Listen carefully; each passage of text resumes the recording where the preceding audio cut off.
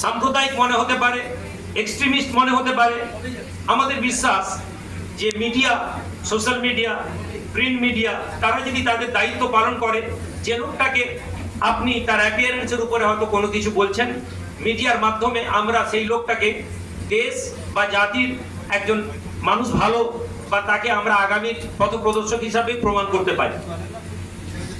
তো যে মানুষগুলো আমাদের সাথে ফ্রন্টে যুক্ত হয়েছিলেন, তাদের একটা অংশ তারা ফ্রন্ট থেকে বেরিয়ে গিয়েছিলেন, এবং কিছু মানুষ আজও সরকারের বিরুদ্ধে তাদের আওয়াজকে তুলে যাচ্ছেন। আমরা তাদেরকে ধন্যবাদ জানাই। কিন্তু এটা কোনো পলিটিক্যাল দল ছিল না, এটা একটা ফ্রন্ট ছিল, এবং আমরা এই মিডিয়াতে বারবার বলেছিলাম। এবং আমার মনে আছে কোনো এক সাংবাদিক বন্ধু আমাকে প্রশ্ন করেছিলেন যে ইলেকশনের আগে এরকম অনেক দল আসে, আবার ইলেকশনের পরে তাদেরকে আর পাওয়া যায় না। এবং আমি আপনাদেরকে স্মরণ করিয়ে দিই, যদি সেদিন কেউ থাকেন, আমি বলেছিলাম, আমি 2021 প্রেস ক্লাবে কথা বলছি, আমি জানি না আমরা কতটা সফল হতে পারবো, তবে 2026 ইলেকশনের আগে আপনি আমাকে আবার এই প্রেস ক্লাবে ন্যায় এবং অধিকারের লড়াই দিয়ে আপনি আমাকে দেখতে পাবেন। এবং আমি আমার কথা রেখে আজকে আবার আপনাদের কাছে এসেছি, এবং আমরা অনেক পরিপক্ক হয়ে এসেছি।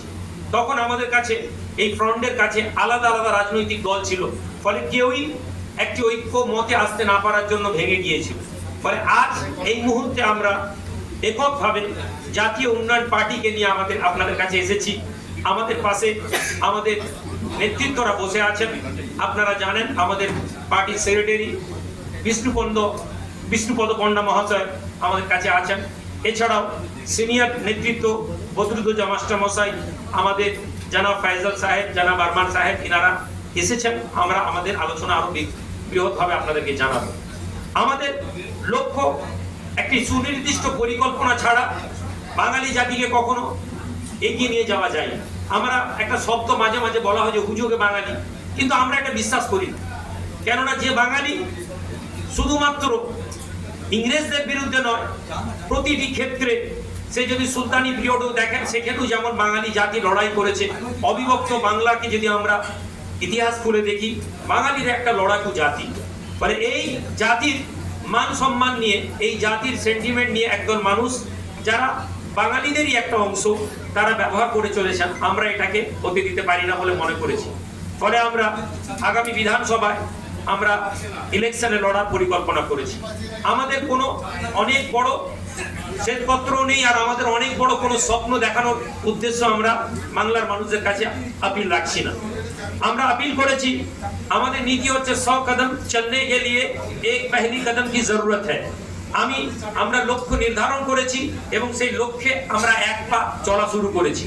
আমরা জানি না কত দ্রুত আমরা এই লক্ষ্যে পৌঁছাতে পারবো, কিন্তু আমাদের লক্ষ্য বাঙালিদের অস্তিত্ব। একদিকে সাম্প্রদায়িকতাবাদ বাংলাকে যেমন ঘিরে ধরেছে, সাধারণ আমাদের বাংলার যে পরিবেশ ছিল, বাঙালিদের যে একটি ভ্রাতৃত্ববোধের যে দৃশ্য আমরা দেখতে পেয়েছি, শারদ উৎসবকে নিয়ে ঈদের সময় যা আমরা সকলে আনন্দ করেছি, সেই আনন্দের মধ্যে একটা বিষাক্ত দুর্গন্ধ কেউ কেউ ছড়িয়ে দিতে সক্ষম হয়েছে অনেকটা।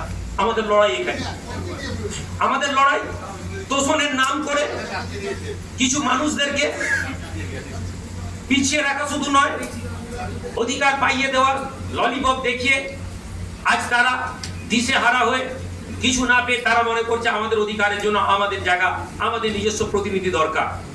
এই দিশেহারা পিছিয়ে পড়া সমাজের জন্য আমাদের লক্ষ্য। আমরা আমাদের রাজনীতিতে কোনো সেলিব্রিটিকে আনতে চাইছি না, কোনো বড় নায়ক নায়িকাকে, গ্রাম বাংলার মানুষদেরকে ছবি দেখিয়ে তাদেরকে নেতা বানানোর চেষ্টা করছি না।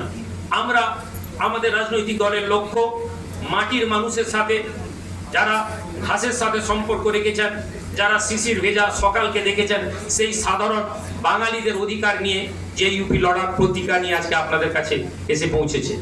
সম্মানিত মিডিয়া বন্ধুরা, আপনাদেরকে আমরা আবার ধন্যবাদ জানাই। আমরা চেষ্টা করেছি একটি উদ্দেশ্যকে নিয়ে আপনাদের কাছে এসে পৌঁছানো। বাংলা একদিকে শিল্প যেমন গুরুত্বপূর্ণ, তেমনি কৃষি গুরুত্বপূর্ণ। কিন্তু যদি আপনারা আজকে গ্রামের দিকে পৌঁছান, আপনি দেখবেন কৃষির প্রতি বাঙালিদের অনীহা তৈরি হচ্ছে। হাজার হাজার একর জমি আজকে কৃষি কাজ থেকে কৃষকেরা মুখ ফিরিয়ে নিয়েছেন। কিসের জন্য? পণ্যের দাম নেই। সুপার মার্কেটে চালকে যদি দেখেন, কৃষকদের কাছ থেকে যে চাল 20 টাকায় কেনা হয়, সুপার মার্কেটে সেই চাল 80 টাকা কিলোতে বিক্রি হচ্ছে।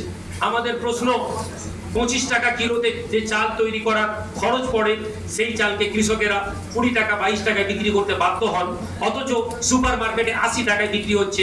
মধ্যেখানে এই বৃহৎ অঙ্কের অর্থটা কারা পাচ্ছেন? কৃষকেরা সুসাইড করছেন।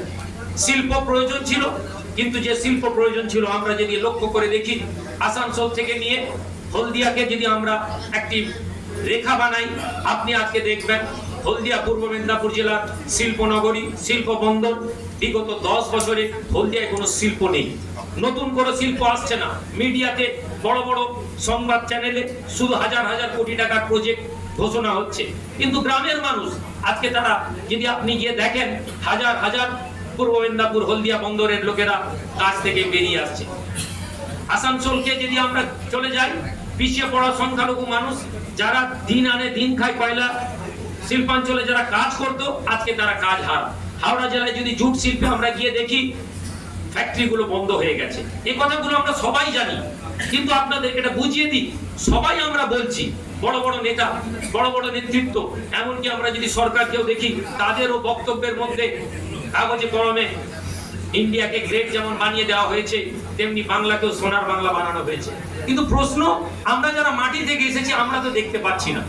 আমরা এই আওয়াজ সরকারের কাছে দীর্ঘদিন ধরে তুলে ধরেছি, কিন্তু কোথাও না কোথাও আমাদের মনে হয়েছে সরকার এটাই প্রয়োজন মনে করে, বা সরকারের নীতি এটাই, সরকারে থাকার জন্য যারা আওয়াজ তুলে তাদেরকে গদি দাও, যদি তারা গদিতে সন্তুষ্ট না হয় তাহলে তাদেরকে ভরে দাও। আপনারা, আশা করি আপনারা বুঝতে পারছেন ভরে দেওয়ার অর্থ আমি কি বলতে চেয়েছি। আমি আপনাদের কাছে আমার বক্তব্য দীর্ঘায়িত করব না, শুধু আপিল করব যে আজ যারা আপনাদের মাধ্যম থেকে বাংলার মানুষ আমাদেরকে দেখবেন, আপনারা আপনাদের সহযোগিতা, আপনাদের নৈতিক সাপোর্ট যদি আমাদেরকে দেন, একটা স্টেপ আমরা শুরু করেছি, যে কদম, যে পা বাংলাকে নতুন করে আশা দেখাবে। কিন্তু আমরা এখানে বৃহত্তর কোনো আপনাদেরকে স্বপ্ন দেখিয়ে আমরা ভোট আপিল করতে আসিনি। আমরা এসেছি বাংলার মানুষের সচেতনতা বৃদ্ধি করার জন্য। আমাদের বিশ্বাস, এই সচেতনতা আগামীকে বাংলার একটা সকাল দেখাবে, যেটাকে আমরা প্রভার ডাক নাম দিয়েছি। এই প্রভার ডাক আমরা 2023 থেকে প্রত্যন্ত গ্রাম অঞ্চলে কাজ শুরু করেছি। আমরা চাই এই প্রভার ডাকের আওয়াজ আগামী ইলেকশনে বাংলার মানুষের কাছে নতুন করে পৌঁছে যাক, এবং বাংলায় আমরা যেটুকু জায়গায় আমরা আমাদের মতন করে মানুষের কাছে পৌঁছাবো, মানুষের সহযোগিতা এবং সমর্থন পাওয়া যায়। ধন্যবাদ, ভালো থাকবেন।